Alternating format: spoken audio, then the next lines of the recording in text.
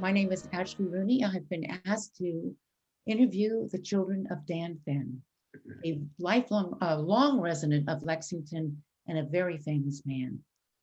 This is Peter Fenn who will speak first. Well, I guess it's age before beauty here. I am the oldest of the seven of us. The doesn't seem like great age differences now, but I'm 5 years older than Ann, who's next in line, and then David and Tom and Greg, who I'm not sure we're going to have on this call, but and then Marie and Chris. And as you may know, uh, there are seven of us kids, four Fens and three Shepherds, emerging two families. So it's a pretty robust crew here. Um, I will just say that growing up with my father, our father, um, was an adventure. That there is no question that he was always out there doing things. He was always working. When I was very, very young, just about 5 years old, he ran for state representative in the town of Lexington. At that point, that was a very conservative Republican town. It was the time of Joe McCarthy, and at 5 years old, I didn't quite understand Joe McCarthy, but my father sure did. And it was during that period that he actually got seriously involved with the Kennedy campaign, because President Kennedy, who was a congressman, ran for Senate in 1952. And Dad was very active in Democratic politics. He and I used to go when I was probably the first time when I was about 8 to state Democratic conventions together. He pulled me along. He worked for a guy named Bob Murphy, who was running for lieutenant governor in the 50s. And the biggest excitement for me was to be in the hotel room with them when I found out that Murphy's guard had a gun. Oh, And I thought, oh my goodness, this is quite serious. And I heard some words spoken that I have used regularly later in my life, but which were rather shocking at that time. Funny, a bunch of Irish guys in the Murphy campaign who had quite strong language. But the politics was a big part of his life, even though he worked at that time in the mid 50s at the Harvard Business School, and prior to that working at Harvard College. But he was always very engaged in politics, got elected to the school committee in the late 50s in Lexington. I guess one of the biggest memories that I ever had was 1958. I got to meet President Kennedy, Senator Kennedy at the time, for the first time. He seemed a lot more interested in the voting population than he was in a 10-year-old kid, but totally understandable. But after that, we worked in the 60 presidential campaign. Dad was a delegate to the convention in Los Angeles, alternate delegate, and went out there for the convention that nominated John Kennedy for president.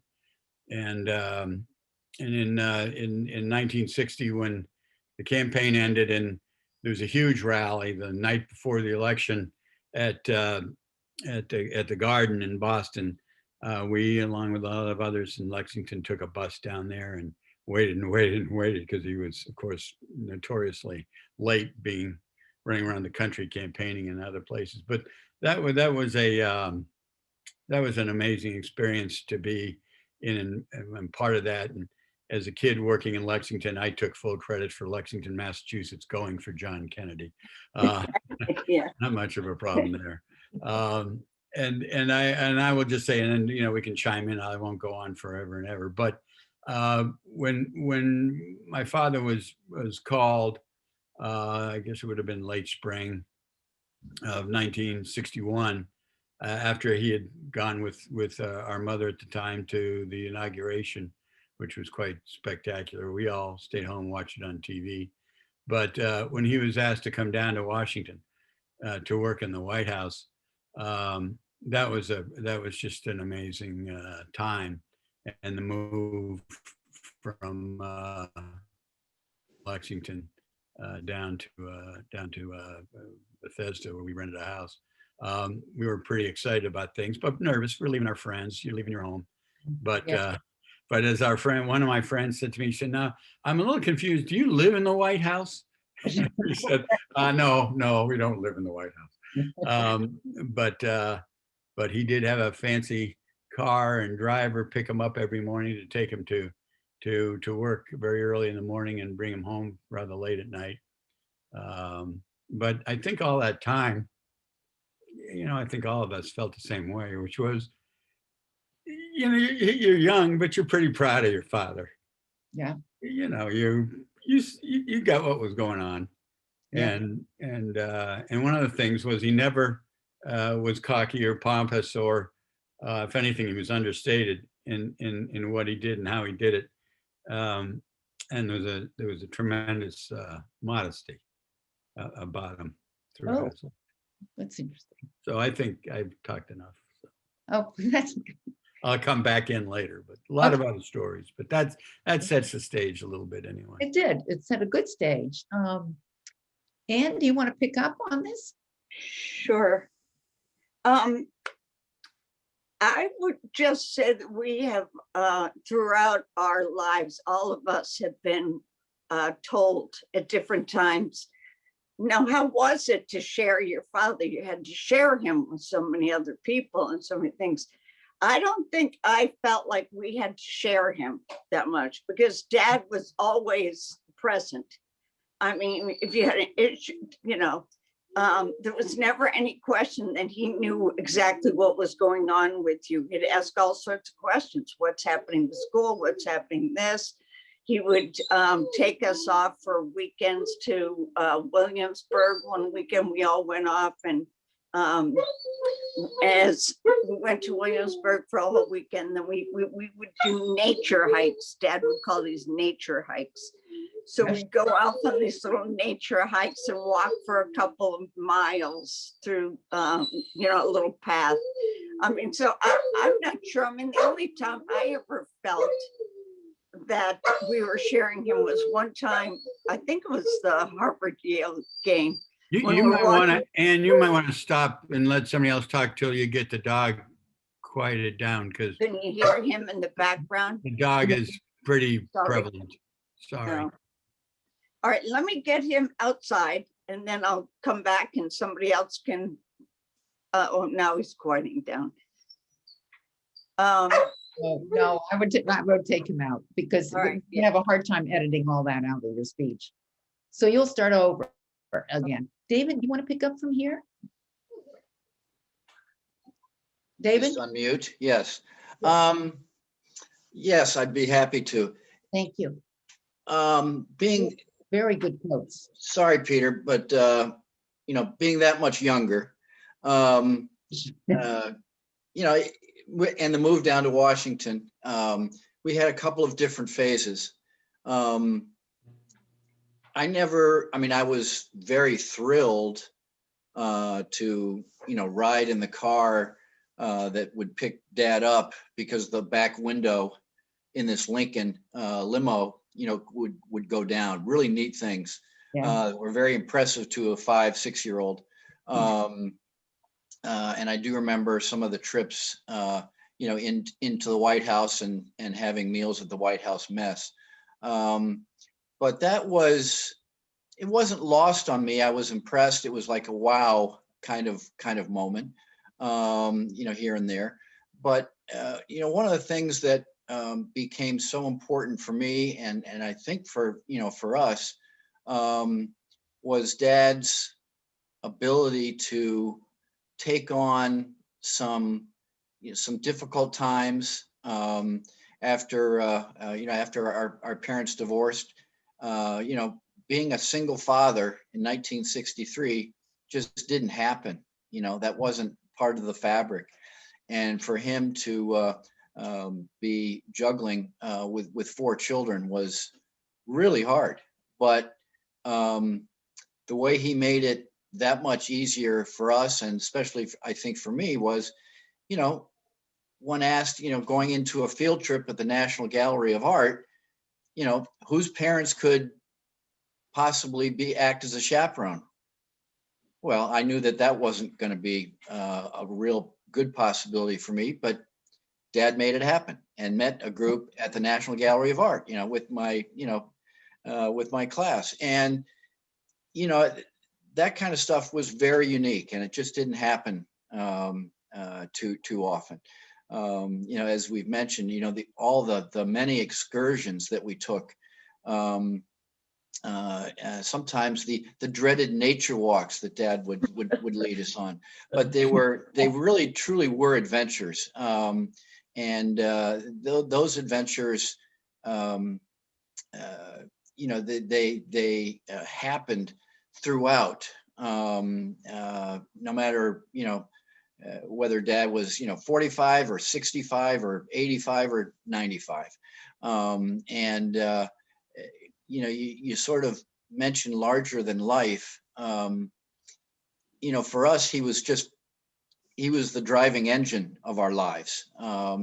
And we kidded him. We loved to tease him, and we loved to tease each other.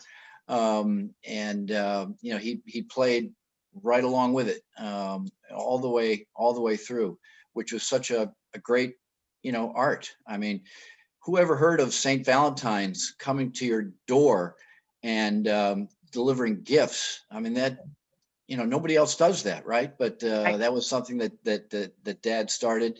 And you know, we'd have a neighbor and ring the doorbell, or he did, but you know, it was very unique. He was home for dinner, you know, as much as he could. And so much of those early years, you know, in Washington, you know, he juggled so much. And one of the things that is so important, I think, to his fabric, was the way he brought people into his life, our lives. We had a person, Billy Ziegler, who she tended to us when Dad was, you know, at work, and she made the best spaghetti sauce. But Billy had she was often late, or she'd call Dad and say, "I can't make it today. My father died." Well, after the third or fourth time that your father dies, you know, it kind of gets old. But Yep. Dad found a way to make that work. He found a way to adopt Billy so that she became part of our lives. And you know, later on, when she moved on, he always used to have the running joke with her, was because she and I shared a birthday, very different years, obviously, but he would always accuse her of being older than George Washington, and she would dole it right back at him. They used to have a great, you know, great exchange. And you know, later when she moved down to South Carolina, you know, she would generally call. It was usually on her birthday, and Dad would give her lots of grief. But you know, he always maintained ties. And you know, very quickly after she died, you know, he started a scholarship fund at the library down in South Carolina, and that's what he did. You know, he absorbed people, you know, into our family and into you know, into his life, and he did that all the way through. So That's amazing. I think it was you who had a quote that your dad always said, there are show horses and workhorses, and my dad was a workhorse. I don't think that was mine. I do remember the quote, but It was you? It was Tom? It was Tom, but it was Tom. actually a Ted Kennedy quote. He actually would tell that, and then Dad would repeat it. But that was endemic to Dad. Dad was definitely the workhorse and not a show horse.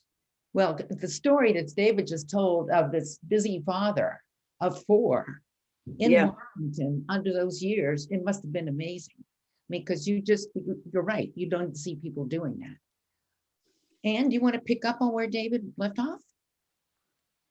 Sure. let's see, I just wanted to add a couple stories. When we would go into the White House, we were able to go to a place called the White House Mess. We would go downstairs and have lunch or some sort of snacks in the afternoon. And my father it was very funny because Dad never sort of prepped us before going in. He would never say, okay, now you have to wear this, or now you have to do this and you have to do that. I remember when we first walked into the Oval Office, I mean, I thought, well, this is a nice room, you know.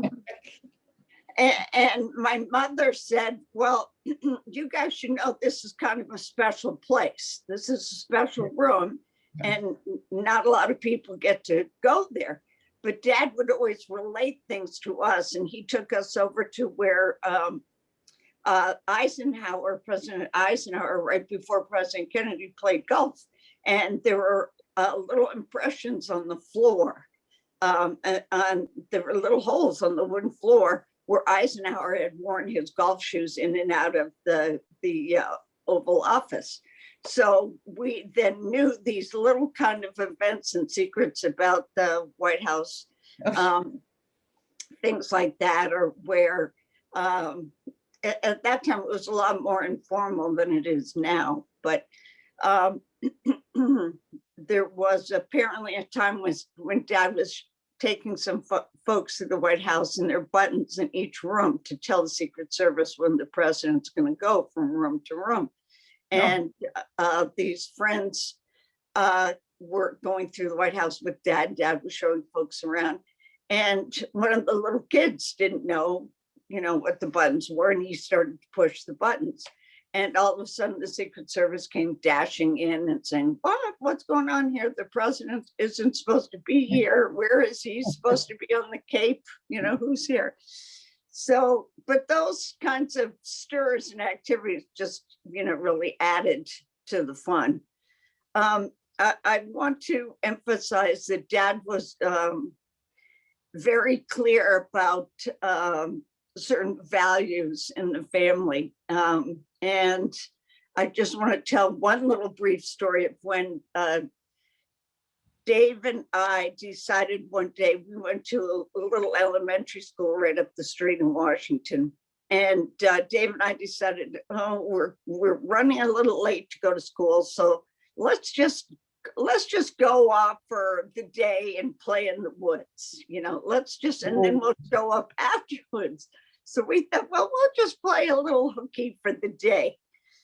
And so we did not go to the school or classroom. We went behind our house and, played and made forts in the woods and things and walked behind the creek.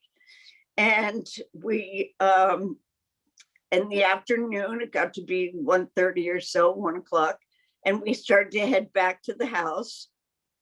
We got back to the house. My mother and Tom was a little guy sitting there. And my mother said, what are you doing home? And, he said, boiler must have broke. Something must have broken. I left all the kids home, we're all there. And she looked around in the neighborhood and says, nobody else out there. I don't see any other kids. And we're all like, so Dave and I sort of look at each other and thought, uh-oh. And she called my father and said, okay, well, what do you think I ought to do? This is what happened. The kids played hooky today. And my father called the school and told them that what had happened. And he told Dave and I that we had to go back to the school. We had to go to school, go into the classrooms. So I remember walking, and it was like 1:30, 2 o'clock in the afternoon, going back into that classroom. And the teacher said, well, Ann, it's a little late. Where have you been? And we had to essentially fess up. And my father was very, very clear about being honest. You did not tell any kind of lie or fudge the truth, or integrity was very, very, very important. And when we didn't tell the truth, or when we fudged the truth, we had to go back to those people who we did not tell the truth to and tell them we didn't tell the truth and take responsibility for what we had done and apologize. If somebody broke something in the house by accident, he always tell me that you broke it and apologize and let me know how you're going to fix it, or how are you going to fix this problem. So that was a real cornerstone. And I remember sensing, I mean, he sort of said to us, well, you know, if you're not honest is sort of the cornerstone of civilization. And if people aren't honest, then you can't trust them. And I mean, David and I sort of thought, uh-oh, we have really blown it. We have Western civilization is going to come down on us because we played hooky that day. The other thing I think, Anne, about this, and all of us would agree, is that it wasn't because he was this strict disciplinarian that was coming down on you all the time for things. You did not want to do something that would embarrass him. You did not want to do something that was contrary to the values that he laid out there. So, you know, the one incident that I remember so well, I must have been about 8 or 9 in the mid 50s. And I was selling these greeting cards, Christmas cards, up and down the street. And I went to house after house, and there was a woman who said, "Oh, is this for the Boy Scouts?" And I said, oh, yes, it's for the Boy Scouts. Well, I was a Boy Scout, but this wasn't for the Boy Scouts. This was because I wanted to get a little, you know, one of those little gifts they give you of a, you know, some kind of toy glass or some damn thing. And you know, I felt kind of bad about it. And then when I got home after it was all over, I just told my father about it. And he said, I tell you what, I think I'm going to drive you down there, and you know, you talk to the woman and tell her that this wasn't for the Boy Scouts, and that she could have her money back. And I was petrified. I just thought that was I was scared to death. And he was very calm about it, and we did it. And of course, the woman said, "Oh, don't worry about it, son, don't worry about it, boy, little boy. I'm glad you're getting a magnifying glass, and that's wonderful. And don't worry about it. I still want to order the cards." But you know, that's one of those things you never forget, as Anne was telling that story, because those are values that stay with you. That's right. Life. They stay, Anyway. It may stay with you the rest of your life, and you always feel, if you're tempted to lie, you feel, I can't do it, because you grew up with this kind of value. And you don't want to disappoint your father. No, you don't want to disappoint your father. And it sounds like you all had such a good relationship with him that you wouldn't. And I have one question for you. As the only girl with 3 lively brothers, and your father didn't have a wife at that point, how was it? Did you end up playing Meg of Little Women and taking care of everybody, or your dad was still in charge and you weren't? Well, let's see, those years between 63 and 69. Yeah, I mean, Dad, he knew that those times were tough for us. And that's when he did start all those traditions of celebrating all those events. And he would say, "Oh, you're the lady of the house now." And he wanted me, I mean, he knew it was going to be a little bit harder for me. But Dad, in some ways, was always kind of a bridge between myself and the boys.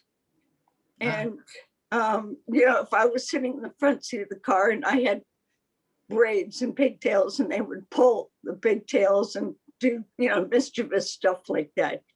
And Dad, in some ways, was always kind of, even when I was little, he was sort of he just kind of understood. And so he was kind of a protector, in a way, of the boys' mischievous kinds of activities or attitudes and beliefs.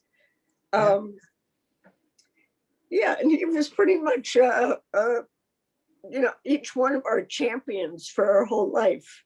Oh, and There was never, everybody needs a champion in their corner. oh yeah, and there was never any question that he was each one of our champions. I remember when I was in high school, much later, I was doing a March for Hunger, and I went up and a bunch of friends, we tied a armband on the Lexington Minuteman. And that was very controversial in Lexington. The police came and everything. And we were quite a bit of excitement, I think, for the police that night in Lexington.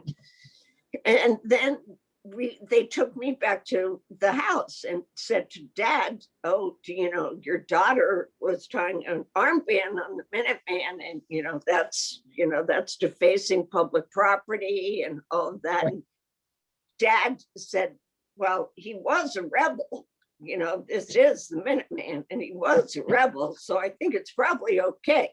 I'm not gonna discipline her for that. I think, so Dad, there was never any question that he would always stand up, for you. And we stood up for him too. I mean, I wrote him a letter one time much later and said, Dad, you've always been, our brass keel. You're the one who has kept everybody together and doing well.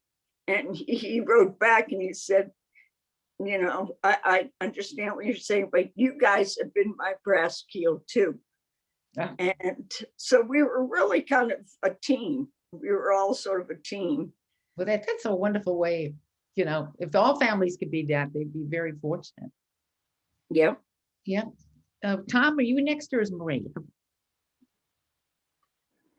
I think I'm next, and I'm a little bit overwhelmed with stories and memories, as any child would be for their parent. It's funny how different ages. I'm clearly the younger one of these older siblings that are way older than me. Yeah. And my stories aren't full of delinquency and school and liars. I'm really quite different from my other but I'm glad they brought up those stories, because they do help me think of various things. Some are kind of sad and some are pretty funny, and there's a mixture.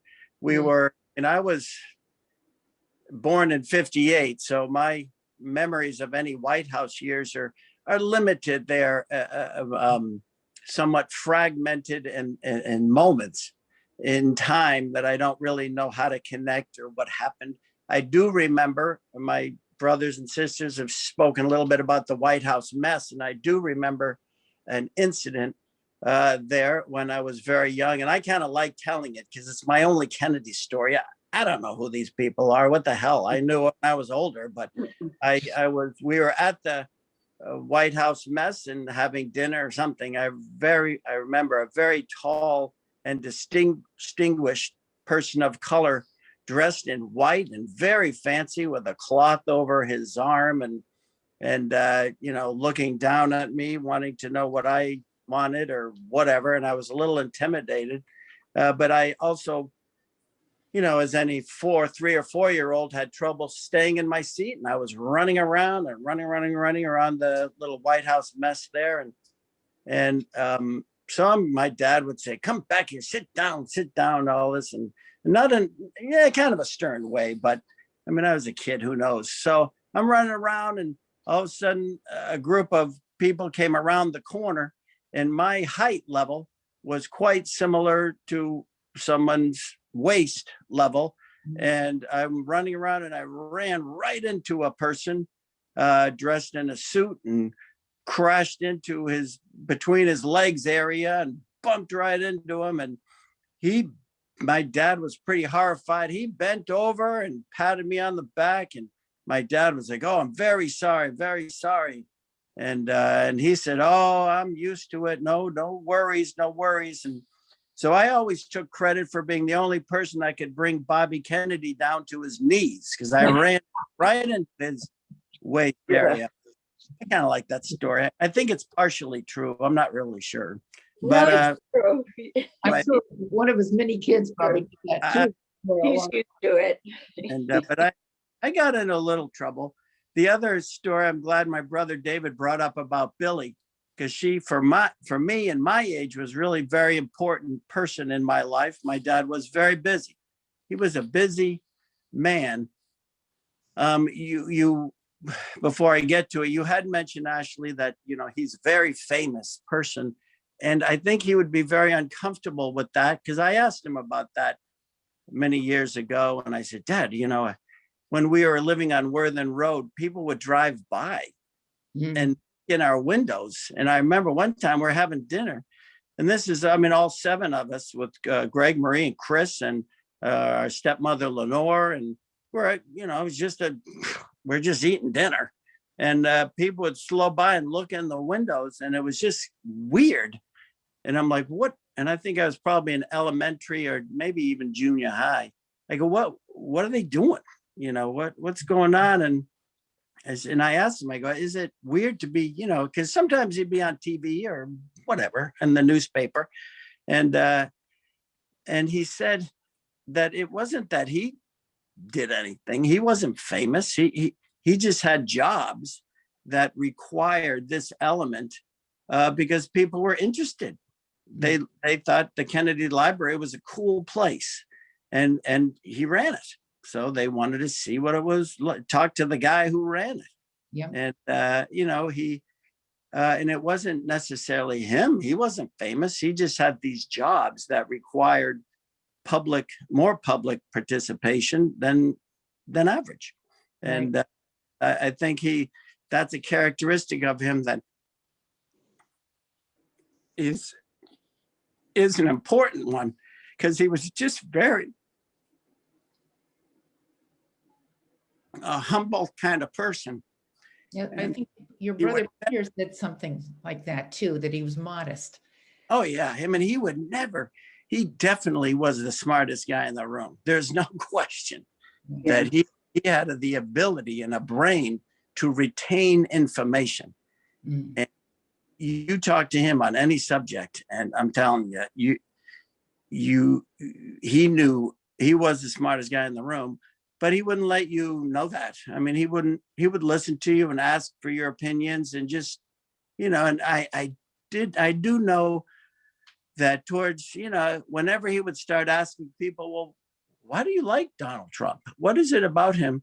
And he would suck that person right in, and I'd be sitting there going, oh boy, this is in for it, and because then I knew that it was like, oh my God, this guy's a moron. He's going to get it. And, but he was never really good about it. He was just he'd suck you in. But the more funnier story about Billy is that she was always home during the day. I'd get home from school or, I don't know, daycare or whatever. And when we did something wrong, she would say, I'm going to get the spoon. I'm going to get the spoon. And we had these sort of wooden spoons that everyone has for salad or whatever, those little hand spoons for cooking. And I always told my children growing up, my 3 daughters, about Billy and these wooden spoons. And they go, did she ever hit you with the spoon? And I go, nah, she just threatened to calm us down. And we went to visit Billy when my kids were probably maybe 8 and 5 and 2. And we went to Billy's house in South Carolina and had dinner over there. And right when we walked into the house, in the front door on the wall were these probably 2 and 3 foot African carved spoons. Oh, Large spoons hanging on the wall. And my daughters, Emily and Kelsey and Corey, Emily looks at me and goes, just with horror on her face, and goes, Dad, were those the spoons you would hit you with? And these were huge African carved spoons. And I started laughing like crazy. I go, Billy, didn't you used to hit me with these spoons? And oh my God, we were rolling on the floor. that is a good story. There was also my brother Peter, I remember, had a little mouse. I don't know how we got Oh, this. yeah. And Jesus, it was this little mouse. Two that- little mice. I had a couple of mice. It was an experiment for my There's supposed science to be class. two male. I Aren't built there a supposed to be two maze to boys? see, and I wanted two male mice. Mices? Yeah. Meese? Mouse? Yeah, go ahead, Tom. Tell Yes. the story. So I remember being home and Billy went berserk. She was cooking dinner, doing something, and she opened the oven. And there sitting at her with this little white mouse with these red little beady eyes in the oven. And she went berserk. She called my dad screaming, saying, "There's mice in here. I'm leaving. I'm not working here. There are mice in this." White mice too. Crazy. Well, He did not like. they were two female. Oh, and they were pregnant when I got them. So Oh, there were a lot of mice running around the house for a while. Oh, So yeah, Billy didn't like that. no, Nor did Dad.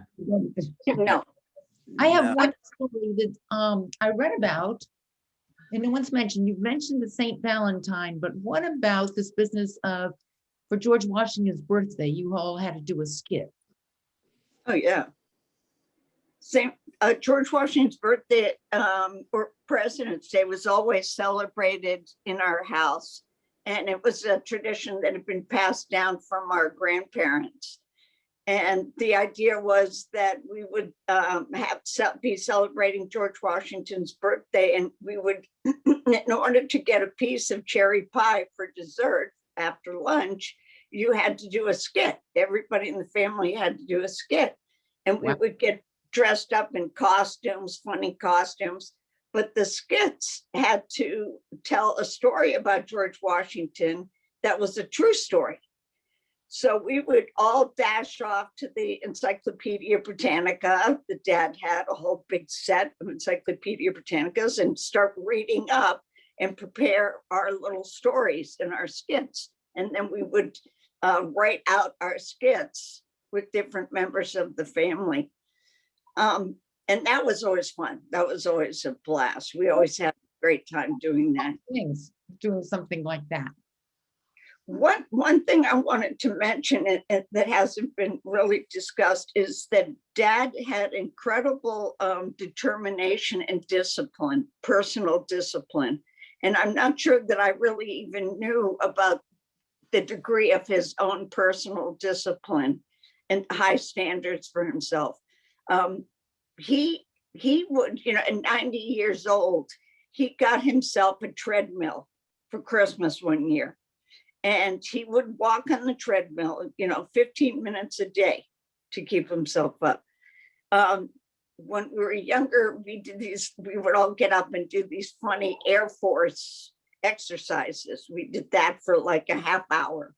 And that was for him. That was primarily, he wanted to make sure that he could keep himself going.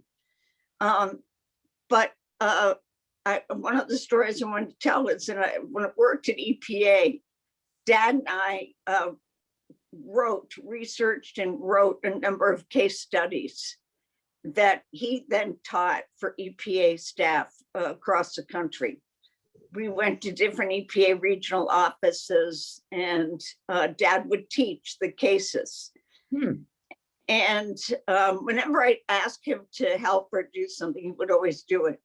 But when we were getting ready to teach the cases, Dad wanted to know everything about this was called the Superfund program that I worked in. And he wanted to know everything about the Superfund program. He wanted to know all the acronyms that we used. He wanted to know what the whole cleanup process of Superfund sites was. He sat down with me for like an hour and a half, 2 hours beforehand to get all the information so that when he taught the class, he had done his homework. No, that's great. And he was really, and he did this before every one of his classes at Harvard. He would read through all the people who were in his class and figure out who was where and which agencies they worked for. Even though he had taught some of the cases for 30 to 50 years, he would read through those cases every time before he taught the class, just to remind himself and to get himself prepared and ready. I mean, it was really kind of amazing. Yes, that is. That goes for his brain. Tom, were you going to say something? Because I was going Yeah. to. Yeah. One more little quick story is I remember when I was in high school, I had a fantastic teacher, photo teacher, and he's still around. He's wonderful. He's not in the high school anymore. And he, at one point he said, you know, he goes, your dad, you know, he goes, you know, when I was growing up, I lived in Everett. My dad was a painter. He goes, I mean, for me now as a teacher, it's easy to compete with that. And he goes, how do you feel about your dad? I mean, how can you top that? And I was actually taken aback a little by it because I didn't really know what he was talking about. I go, compete. I go, I didn't really quite know what he was talking about. And because that was one of the things my dad, again, was his jobs were really cool jobs. And there was never a tone or an attitude that you had to do better or be better than him or compete with him. And that competition, that was never an issue. And I think he felt that with everyone. He would draw people in. He was interested in people. He was interested in helping people, which is why he really liked local government and Lexington and being a selectman, because he always told me, he goes, this is a position I can help some people and do some good and help change people's lives and directly affect them. But yeah, no, Marie, let Marie rock and roll here. Yes, Can but can I just add something and segue into Marie's thoughts? yes. One of the things that Dad did not do particularly well was cook.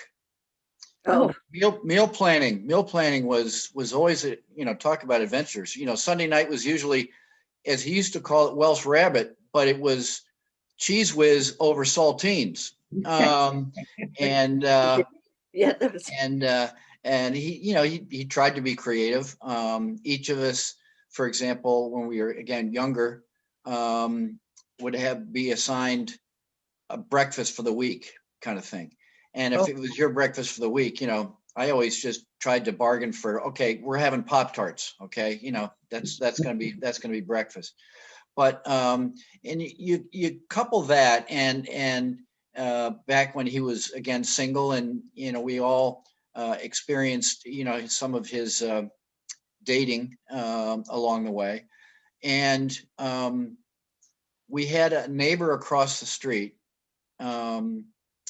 younger woman who had three children, again younger. The middle child, I used to delight at walking by, and if she were playing out front, all I had to do was raise my arms and give out a little yell, and Marie was pretty horrified. But in due time, our families got to be quite close. David, she's still horrified by you. That hasn't changed. Marie learned to yell back pretty darn well, but we just sort of got to be closer.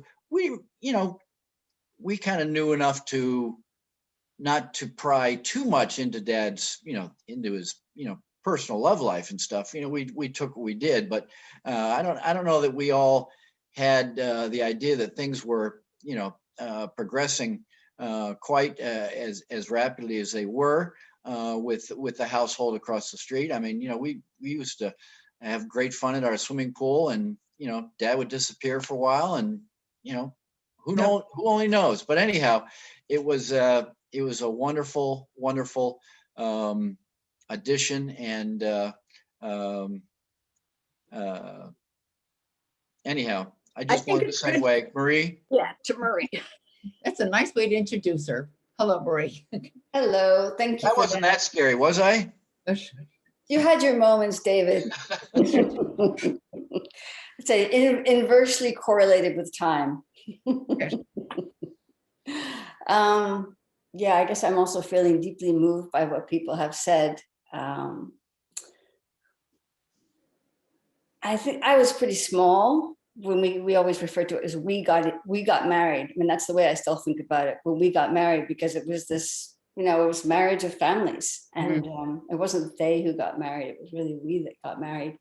And I was oblivious pretty much about his importance and all of that. What really strikes me looking back at it, yes, he was busy, but somehow he made time to be there, for us as a family and for us as individuals. And when I say there, not just physically, but truly present, like really present, intellectually, emotionally, and the authenticity of his interest in and love for us was just, just remarkable. With all that was going on, I look back at it, with all that was going on in his life, he made time for us, and he made sure that we knew how much he loved each of us, as well as the whole family. And he expressed this in a myriad of ways. One was his sense of fun and playfulness, which you've heard about from the family celebrations, the quirky holidays like George Washington's birthday, but also Christmas. So Christmas, when you graduated from being little, when Santa Claus would give you your stocking, when you graduated to being an adult, it was actually great because we did joke stockings. So at Thanksgiving, we would pull names out of a hat. And then the name that you got, you would do a joke stocking for. And there would usually be a poem that you wrote that would go along with it. And you would roast the person and make fun of them. And my kids, that's their favorite part of Christmas now, is the joke stockings. I asked them about that this Christmas. And it's just such a wonderful way of connecting with people that you love, to have that sense of play. And he gave us that gift in so many ways, and we all carry on with those, with our own families, different ones that have stuck. Another example of the attentiveness, I remember he taught me how to write. I remember sitting next to him, and he would sit on this rocking chair and having my papers, and he'd have it, and he didn't fix them. He taught me what needed to be fixed, and then he helped me learn how to fix them. And then at one stage, I don't know when it was, probably in college or high school, he said, Maria, there's nothing more I can add. You know how to do this.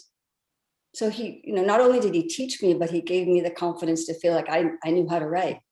And that's something I can't say that many good things about myself, but I can say I write well. And that's thanks to him. And to have the confidence about it, thanks to him. And then, another example is he made us feel like, I'll speak for myself, that I was the most important person when he was with me. So for example, one of my favorite memories is for Father's Day. I was one of these horse-obsessed little girls. And for Father's Day, I gave him a gift of a gift certificate, which was taking him to the horse races. No. Just taking him, of course, he drove me. He did everything, but I had saved up, I think I had $4 or $5. Yes. And so we placed dollar bets on horses one by one. And we took our time because we had a lot of time. We didn't have a lot of money. And it was all based on the color of the horse and the color of the jockey's clothing. And then I had, I think 50 cents for two hot dog each. No. And we'd make a day of it. And he was so engaged. It never occurred to me that he wanted to be anywhere else or he had anything else to do. He was totally present and into it. Who does that? Yeah. Right? Who does that with a 7 or 10-year-old kid? Right. That is the gift of attention, is this the greatest gift that there is. And another example I want to share about that attentiveness and authenticity is when there was a crisis, he was there.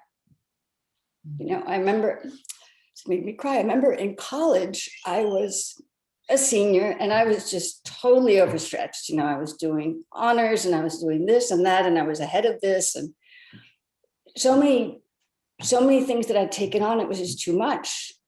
And in those days, I don't even know what it would be called, but I just couldn't cope. And I'd never made a phone call like that before. And I rang home and I didn't know what to do. I was just beside myself. He got on a plane. Oh. And he came. And in those days, we never flew because it was too expensive. We always drove, and it was a 7-hour drive. And he flew to upstate New York and he spent the weekend kind of filling up my petrol tank, you know, refueling me and really being there. And I knew that he was there for me. And he did it a couple of years ago when my mom, you know, they separated long ago, but she had a bad fall and complications. And, you know, she's also in Lexington. And I went up there to help out and it was really tough. And he would, you know, he'd constantly be checking in to see how I was doing. He was very concerned about how she was doing. And then I go by and, you know, be holding myself together at the hospital, talking to doctors. And then I go by and I just fall apart in his lap.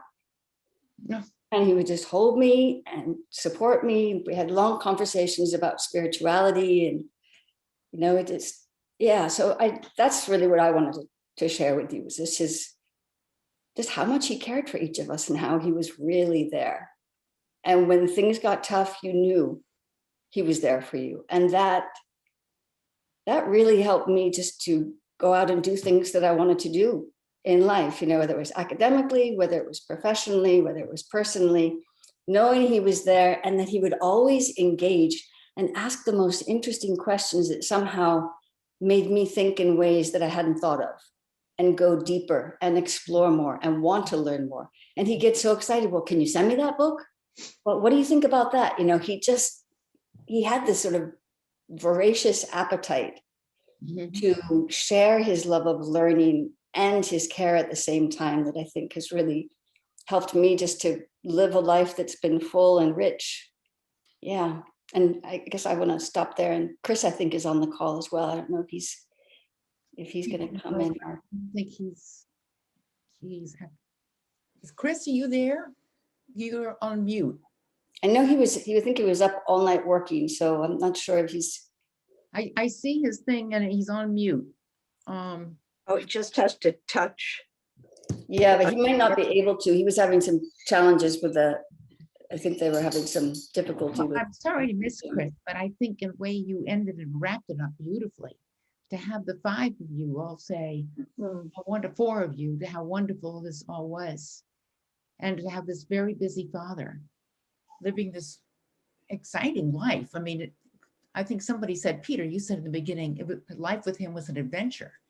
And it does sound like it was very exciting. Oh, is that Chris? He's changed. No. No. That was Steve who changed the name. That was Steve who changed the name. Oh, it was Steve who changed the name. I thank you all. It's exactly almost 1 hour, and you've done beautifully.